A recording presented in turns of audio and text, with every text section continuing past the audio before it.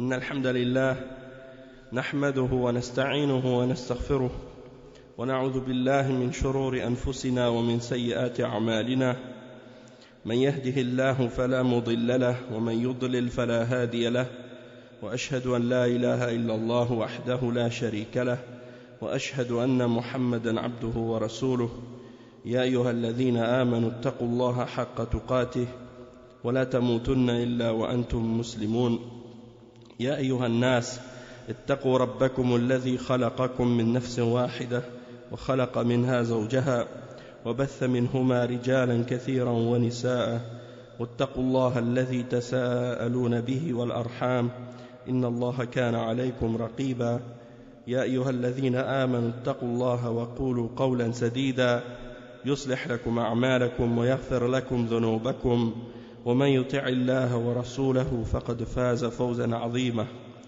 أما بعد إن خير الكلام كلام الله وخير الهدي هدي محمد صلى الله عليه وسلم وإن شر الأمور محدثاتها وكل محدثة بدعة وكل بدعة ضلالة وكل ضلالة في النار أما بعد.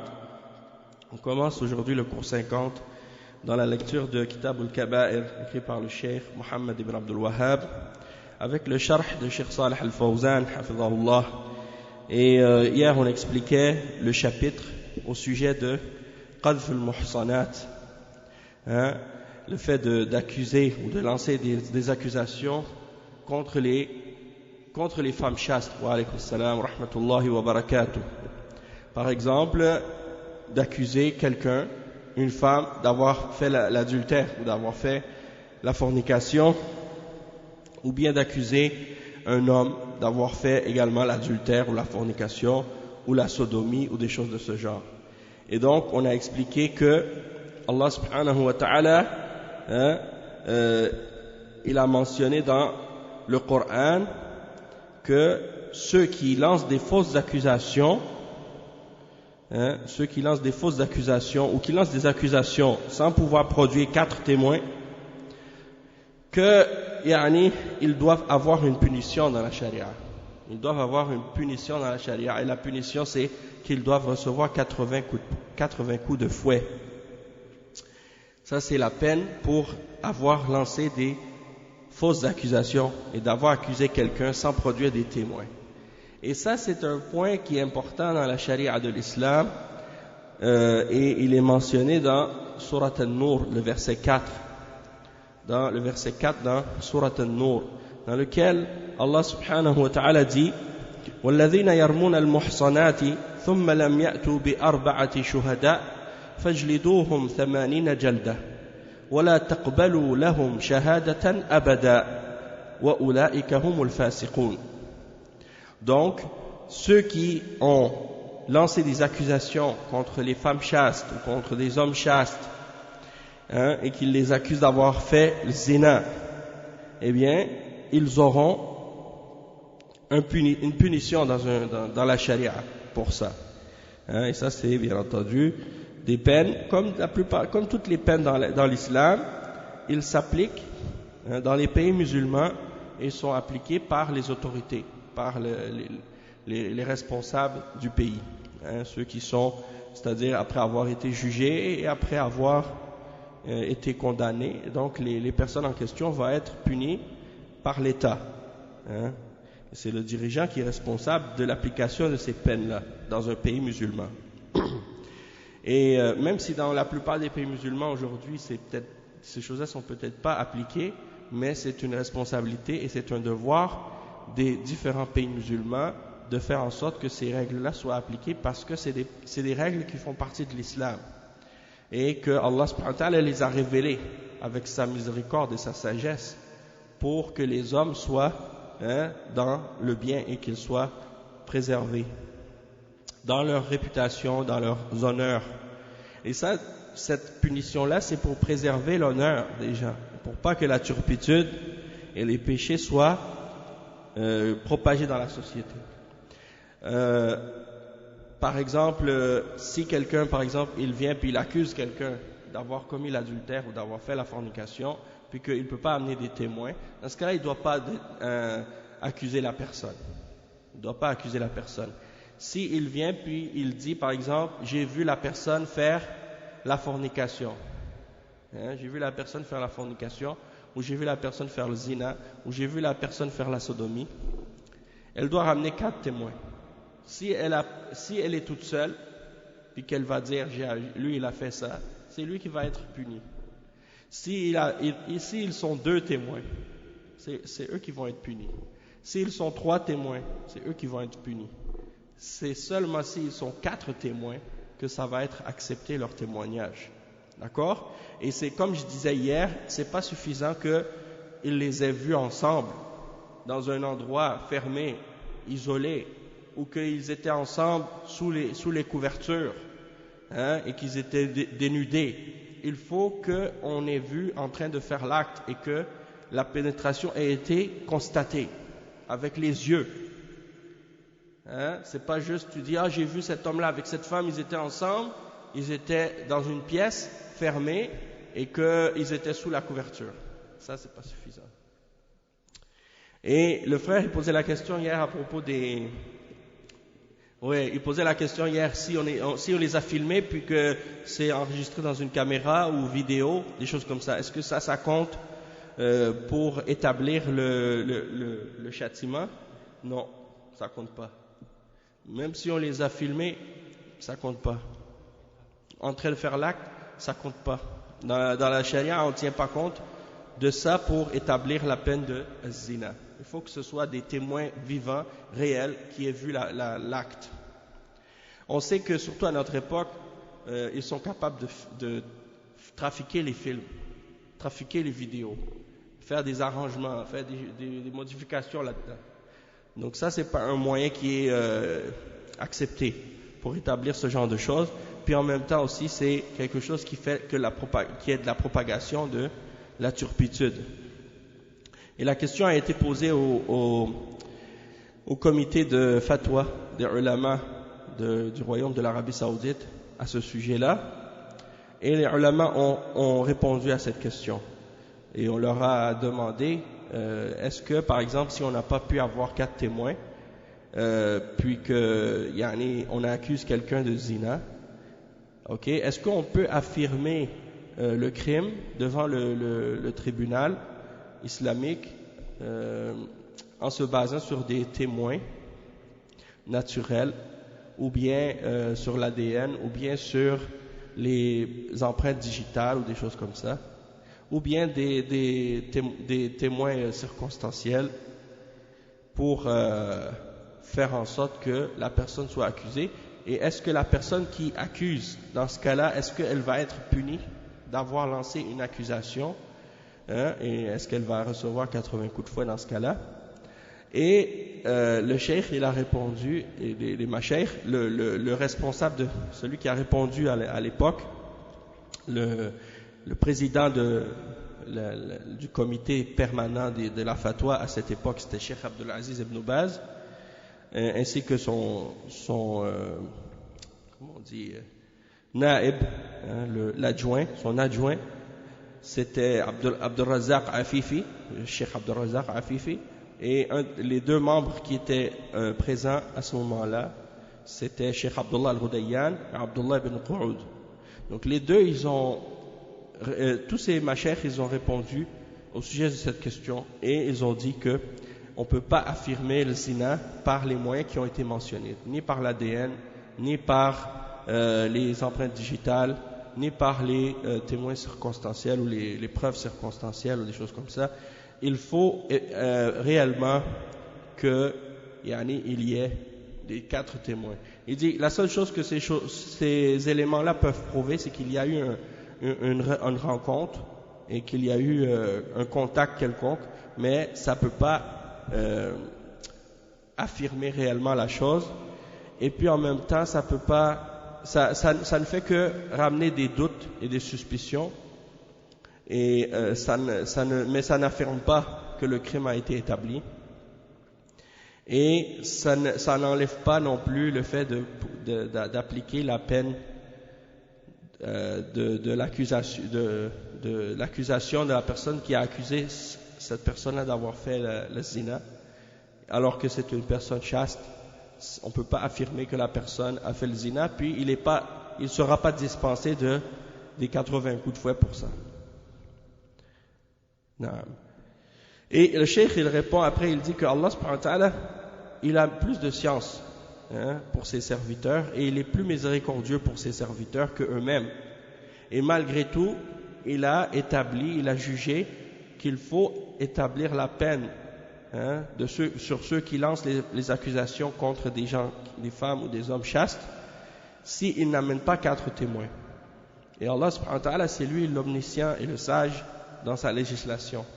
Et s'il y avait quelque chose qui pouvait repousser la peine de al-qadf, d'avoir lancé des accusations, autres que ce qu'on a mentionné comme 4 témoins dans le Coran, ou dans la révélation de ce que le prophète sallallahu alayhi wa sallam a reçu,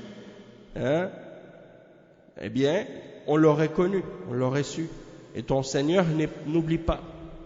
Ton Seigneur, s'il n'a pas mentionné quelque chose, c'est pas par oubli. Donc, il n'y a rien qui lui échappe. Et il dit, toute personne qui a une compréhension de la législation d'Allah subhanahu wa ta'ala et de sa sagesse, il comprend qu'est-ce qu'il y a dans le fait d'appliquer la peine sur les gens qui lancent des fausses accusations, et que ça vient enrayer complètement les rumeurs de turpitude et les accusations fausses qui sont lancées contre les gens. Et tout ça, c'est dans le but de préserver l'honneur et la dignité, et aussi protéger la moralité de la personne, son intégrité, et fermer la porte à des fausses rumeurs et des accusations mensongères qui pourraient être lancées contre les gens.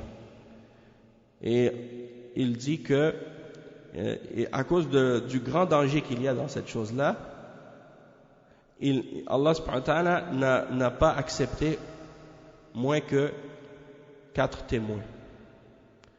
Il n'a pas accepté moins que 4 témoins parmi des témoins réels qui sont là et qui voient avec leurs yeux. Et il est le sage, il est l'omniscient et le sage. Donc il faut se restreindre, se limiter à ce que Allah subhanahu wa ta'ala a mentionné dans la charia à ce sujet-là.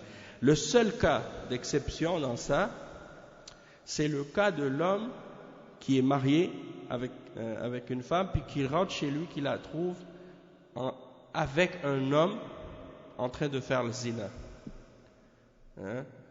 Et ça, c'est dans ce cas-là, c'est arrivé à un des compagnons à l'époque.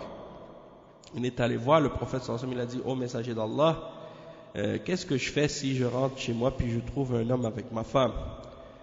Il a dit: est-ce que tu as 4 témoins?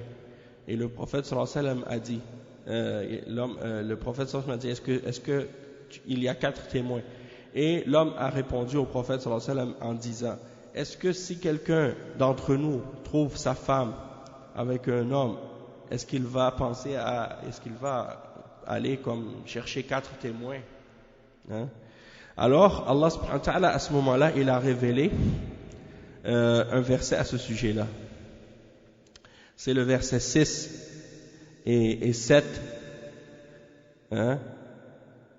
et 8 dans Surat Al-Nur, dans lesquels Allah subhanahu wa ta'ala il dit: وَالَّذِينَ يَرْمُونَ أَزْوَاجَهُمْ وَلَمْ يَأْتُوا لَهُمْ وَلَمْ يَكُنْ لَهُمْ شُهَدَاء إِلَّا أَنفُسُهُمْ فشهادة أحدهم 4 شهادات بالله أنه لمن الصادقين والخامسة أن لعنة الله عليه إن كان من الكاذبين ويدرأ عنها العذاب أن تشهد 4 شهادات بالله إنه لمن الكاذبين والخامسة أن غضب الله عليها إن كان من الصادقين ولولا فضل الله عليكم ورحمته وأن الله تواب حكيم. Donc, ça veut dire quoi ces versets-là? Ça veut dire: et quant à ceux qui lancent des accusations contre leurs propres épouses, sans avoir d'autres témoins qu'eux-mêmes, Allah subhanahu wa ta'ala dit: le témoignage de l'un d'eux doit être quadruple. il doit témoigner 4 fois. Hein? Il témoigne 4 fois qu'eux-mêmes, il témoigne 4 fois, attestation par Allah, donc il jure par Allah qu'il est du nombre des véridiques. Et il jure encore une 5e fois que la malédiction d'Allah tombe sur lui s'il est du nombre des menteurs. Et si elle, par la suite, elle jure elle aussi, hein, il dit on ne lui affligera pas, on ne lui infligera pas le châtiment de la lapidation si elle atteste 4 fois par Allah que son mari est certainement du nombre des menteurs. Donc elle va jurer par la suite.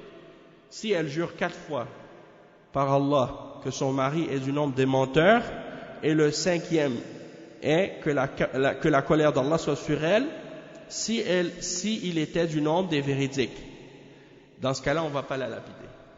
Si elle jure que 4 fois que son mari est menteur, et que son mari est du nombre des menteurs, le 5e fois, elle va dire que la colère d'Allah soit sur elle si il est du nombre des véridiques. Dans ce cas-là, ils vont être séparés. Dans ce cas-là, ils vont être séparés, hein, l'homme et la femme. Et ils vont être divorcés, séparés.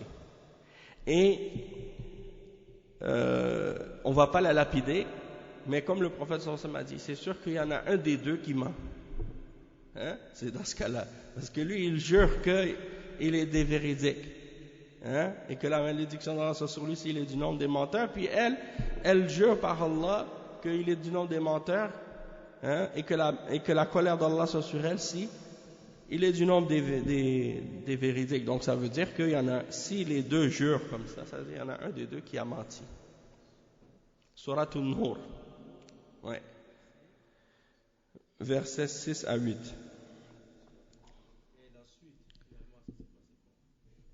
Mais c'est ça, elle n'a pas été lapidée et lui, il a été séparé d'elle. Donc les deux, ils ont été séparés, c'est comme ça.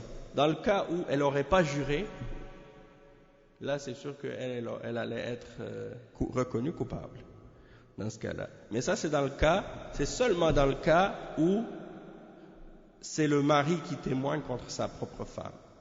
D'accord ?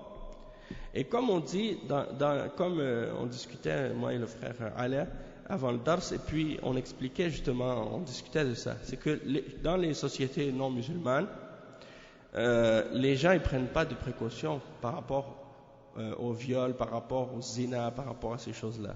Et dans leur loi, c'est écrit que tout homme ou femme consentante, hein, 2 hommes ou 2 femmes ou 2 adultes qui sont consentants, ils ont le droit, hein, de faire ce qu'ils veulent, de faire le zina ou de faire quoi que ce soit.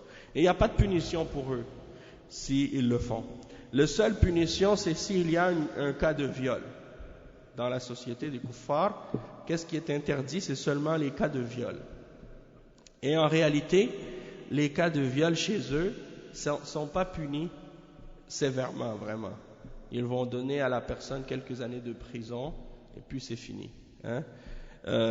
Alors que, en réalité, dans l'islam, il n'y a pas cette porte-là, elle n'est pas aussi simple que ça, pas aussi ouverte que ça, parce que dans l'islam, on sait qu'un homme et une femme, ils n'ont pas le droit d'être isolés dans une place fermée, hein, seuls, et que la femme déjà, elle doit se voiler, hein, quand elle sort, et qu'il y a beaucoup de choses qui ont été établies dans la charia de l'islam pour fermer toutes les portes à la fornication et à l'adultère et à ce que des hommes et des femmes non mariés puissent justement se rencontrer puis se fréquenter ou des choses de ce genre.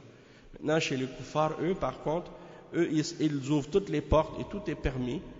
Le problème là-dedans, c'est que quand ils commencent même à faire des choses haram, si la femme, en plein milieu, elle décide de dire non, ça y est, je veux plus, j'arrête, puis que l'homme il continue, ils vont dire ça c'est un viol. Hein? Donc ils ont permis toutes les choses, puis à la dernière minute, la femme, comme ça, un changement elle change d'idée, elle dit ah bon là ça me tente plus, bon ça y est c'est fini. Là si l'homme il continue, il va dire ah bon là lui c'est un violeur. alors qu'au début elle était d'accord, consentante. Donc tout ça c'est pour dire que dans l'islam, il n'y a pas cette porte, elle n'est pas ouverte, elle est fermée depuis le début. Hein? Et il n'y a pas toute cette permissivité, puis toute cette facilité d'accéder à ce qui est haram. Hein? Les portes sont fermées pour ça. Et c'est pour ça qu'on voit que dans l'islam, il y a une grande importance et une grande signification à la valeur de l'honneur de l'homme et la valeur de l'honneur de la femme. Hein? Tandis que pour les kuffars, cet honneur-là, elle n'existe pas. Ça n'existe pas chez eux, dans leur société, dans leur mentalité, dans leurs mœurs. Peut-être que chez certains d'entre eux, oui, mais dans leur loi, en tout cas, dans la plupart de chez eux, non, ça n'existe plus, ces choses-là. Même si dans le passé, ça existait pour certains, et ça existait un peu plus, mais plus maintenant. Hein? Donc, ça c'est juste pour faire un commentaire par rapport à ça. On va essayer de lire un petit passage encore de qu'est-ce que le cheikh a dit sur ce sujet-là par rapport au hadith qu'on a lu hier à propos des 7 mubiqat.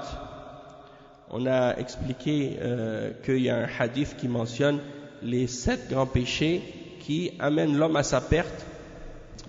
Et parmi ces 7-là, le premier c'est ash-shirku billah. Donc on va parler de ça aujourd'hui, Inch'Allah. Parce que le cheikh il les explique tous un par un. Et ce hadith-là, on l'a déjà expliqué au début. Et si c'est autre que à propos de qu'est-ce qu'on disait tout à l'heure là, c'est seulement à propos du mari et de la femme que la personne peut être excusée d'avoir accusé sa femme de zina sans avoir 4 témoins. Sinon, toute autre personne autre que le mari, s'il accuse quelqu'un de zina, il doit produire 4 témoins, sinon il sera puni s'il n'a pas 4 témoins. Là, dans le hadith, au début, il disait tu dois amener 4 témoins. Puis après, il a dit au messager d'Allah, comment un homme va amener 4 témoins? Alors c'est là que ayatul li'an est descendu. nazalat ayatul li'an fi hada. Le cheikh il dit ensuite والسبع الموبقات وهي أولا الشرك بالله فهو أكبر الكبائر وهو أن تجعل مع الله ندا وهو خلقك كالاستغاثة بالأموات والاستعانة بهم والذبح لهم وغير ذلك ولو سمي بغير اسمه كما يسمونه الآن بالتوسل وأنه من باب محبة الصالحين وغير ذلك من التسميات الباطلة فمهما سمي هذا التوسل بأسماء مختلفة فهو شرك وهو من أكبر الكبائر لا يغفره الله إلا بالتوبة. Donc le cheikh il explique que parmi les 7 grands péchés qui amènent à la perte l'homme, le premier c'est le shirk, qui est le plus grand de tous les péchés. Et le cheikh il dit c'est de mettre avec Allah un égal dans l'adoration, alors que c'est Allah qui t'a créé seul. Toi tu lui donnes un partenaire ou un égal dans l'adoration. Quand tu appelles au secours dans les moments de détresse, au lieu d'appeler Allah seul, tu invoques les morts, tu invoques les hommes pieux, les saints, tu les appelles à l'aide. Hein? Ou bien tu sacrifies des animaux pour eux, tu leur fais des offrandes ou des choses de ce genre.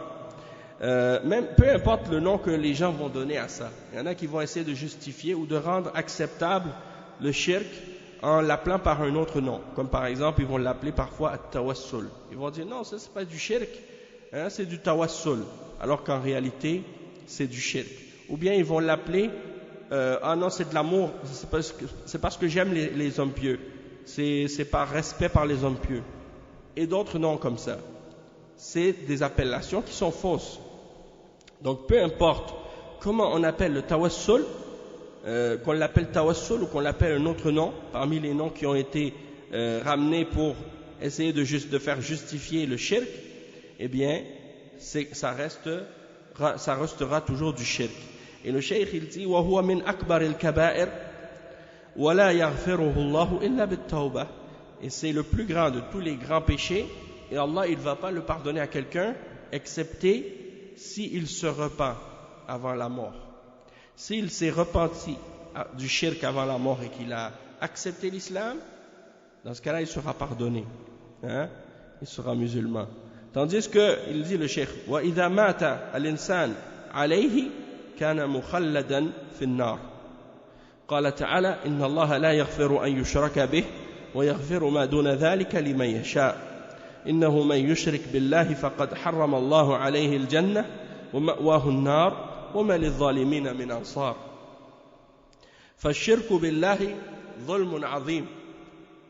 وعليكم السلام ورحمة الله وبركاته. بل هو أعظم أنواع الظلم.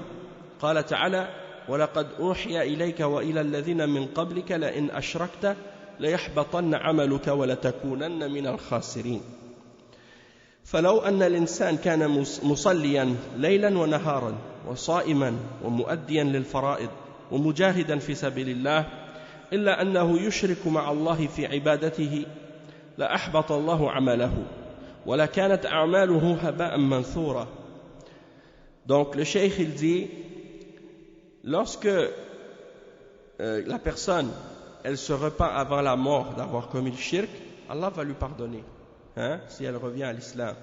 Mais si la personne, hein, soit qu'elle revient à l'islam si elle était musulmane, ou soit qu'elle accepte l'islam en devenant musulmane, elle rejette le shirk qu'elle faisait, elle se repent du shirk, dans ce cas-là, Allah va lui pardonner. Mais si la personne meurt en commettant le shirk, hein, et elle ne se repent pas avant de mourir, elle ne se repent pas du shirk qu'elle commettait, elle sera dans ce cas-là éternellement en enfer. Comme Allah subhanahu wa ta'ala dit dans le verset 48 dans Surat An-Nisa, Allah certes ne pardonne pas qu'on fasse le shirk avec lui, hein, qu'on associe avec lui dans l'adoration, mais il pardonne à qui il veut tout autre péché qui est moindre que le shirk, hein? Et il dit dans un autre verset, certes celui qui fait le shirk avec Allah, Allah subhanahu wa ta'ala va lui interdire le paradis et sa destination sera l'enfer, et pour les injustes il n'y aura pas de secoureur. Donc ça c'est le verset 72 dans Suratul Ma'idah. Donc le cheikh il dit que le shirk c'est la plus grande injustice, hein? C'est la plus grande forme d'injustice qui soit.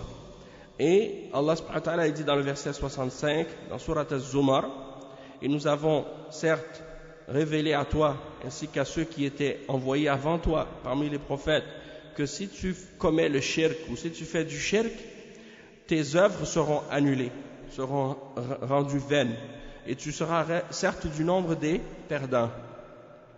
Donc si quelqu'un parmi les hommes priait jour et nuit et qu'il faisait le jeûne et qu'il donnait, hein, et qu'il respectait tous les actes d'obligation et qu'il faisait le djihad fi sabilillah, mais qu'il commettait le shirk avec Allah dans son adoration, Allah aurait rendu toutes ses œuvres vaines, hein, et toutes ses actions ces bonnes œuvres qu'il aurait fait seraient comme de la poussière éparpillée par le vent au jour de la résurrection. Donc le cheikh il dit فانظر هذا الخطاب الوارد في الآية فسترى أنه حتى الأنبياء عليهم الصلاة والسلام لو أشركوا لحبط عملهم وصاروا من الخاسرين فكيف بغيرهم. وهذا يبين مدى خطورة الشرك وأنه لا ينفع معه عمل عند الله سبحانه وتعالى حتى لو كان الإنسان مصليا وصائما ومنفقا فإن أعماله باطلة لأنها لم تؤسس على أصل وهو التوحيد، ولذلك صار الشرك أعظم الموبقات وهو أعظم ما نهي عنه. ومن هنا يجب الاهتمام بأمور العقيدة ومعرفة ما يجب في حق الله وما لا يجوز ومعرفة الشرك وأنواعه لكي يجتنب. فكيف يجتنب المسلم ما لا يعلمه؟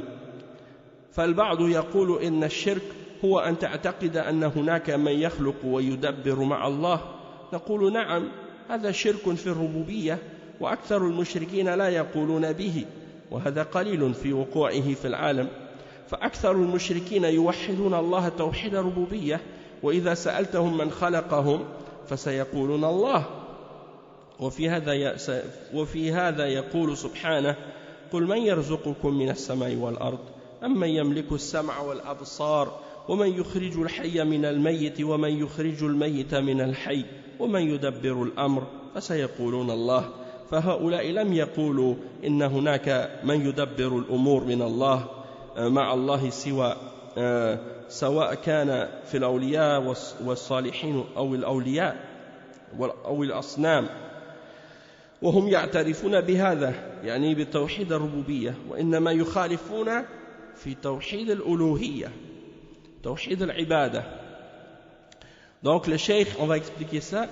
Le cheikh il dit regarde comment Allah subhanahu wa ta'ala il mentionne dans le verset, tu vois que même les prophètes, s'ils auraient commis du shirk, Allah aurait rendu leurs œuvres vaines et ils seraient devenus ils seraient comptés parmi les perdants. Alors que dire des autres qui sont moindres que les prophètes? Et ça nous clarifie que on peut comprendre par cela que le shirk c'est très dangereux et que lorsque quelqu'un a commis le shirk, eh bien toutes ses œuvres ne pourront pas lui profiter auprès d'Allah subhanahu wa ta'ala, même si l'homme en question ou la personne en question faisait la salat, faisait le jeûne, donnait en aumône des charités, faisait toutes les bonnes œuvres, toutes ces œuvres auraient été considérées vaines parce qu'elles n'ont pas été établies sur la base du tawhid. Et c'est pour ça que le shirk est le plus grand de tous les péchés qu'on appelle les mubiqat, les grands péchés, parmi les grands péchés. Et il dit que c'est la plus grande chose qui nous a été interdite de faire.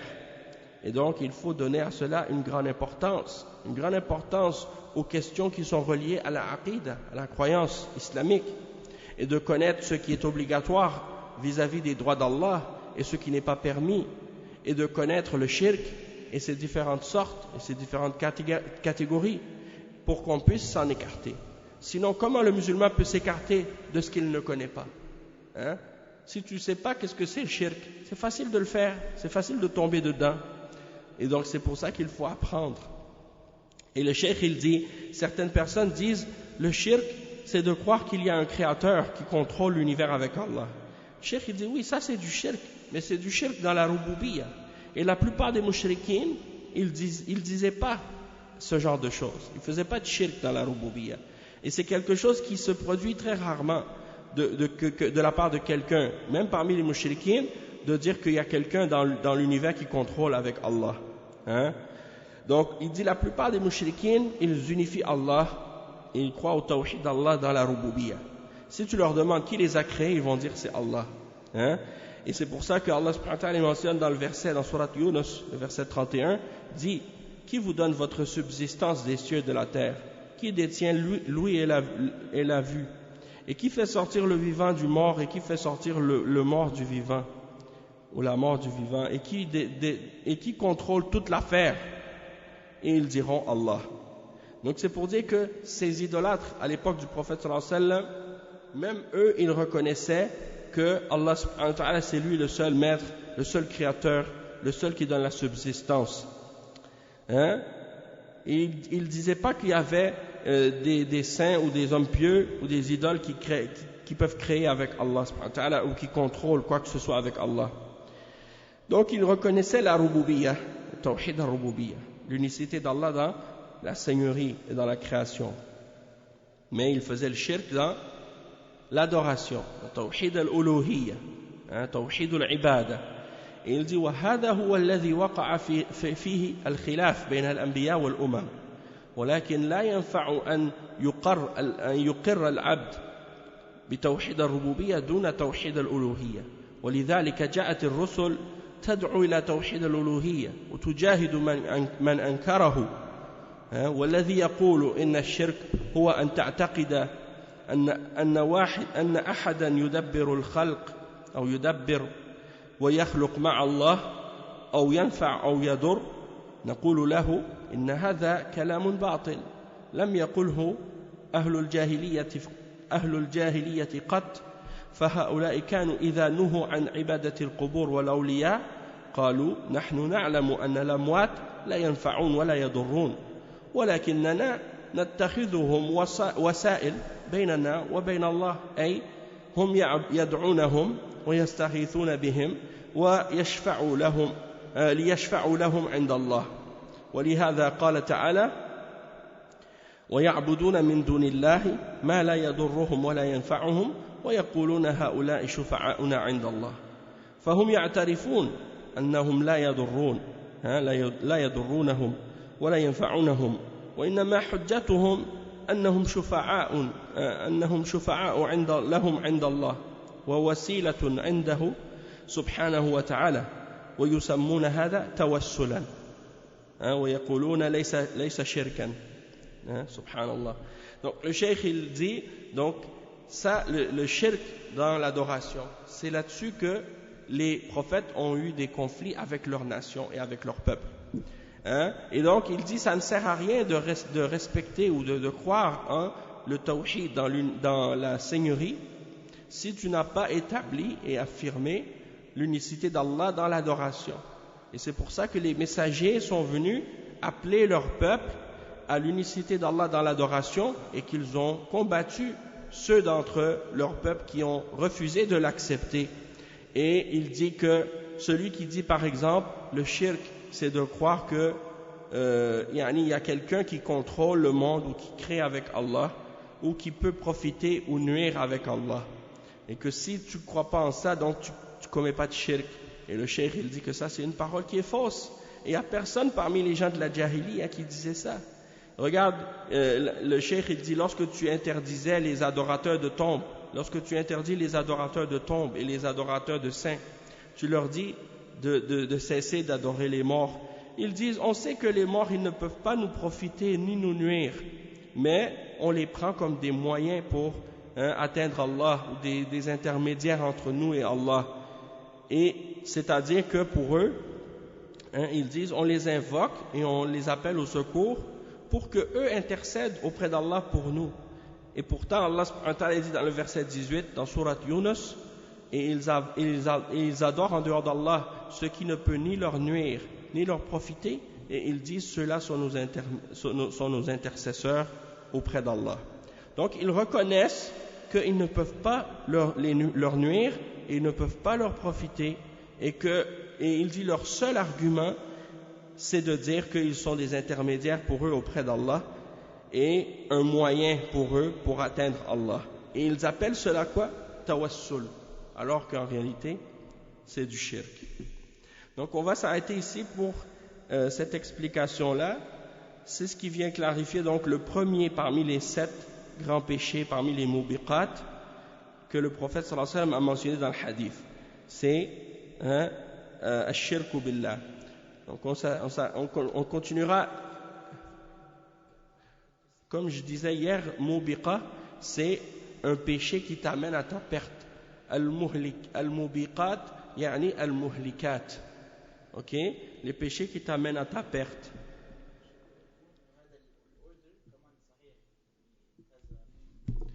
In the hadith? No. Exactly, no. There. Sahih, barakallahu fik. Donc la semaine prochaine, on va continuer l'explication du hadith et le cheikh il explique les 7 un après l'autre. Donc après on reviendra au dernier qui est qadf al-muhsanat. سبحانك اللهم وبحمدك أشهد أن لا إله إلا أنت أستغفرك وأتوب إليك وصلى الله وسلم على نبينا محمد وعلى آله وصحبه أجمعين. Et après la salat, on va faire dars de al-amru bil-luzum al-jama'a, inshallah.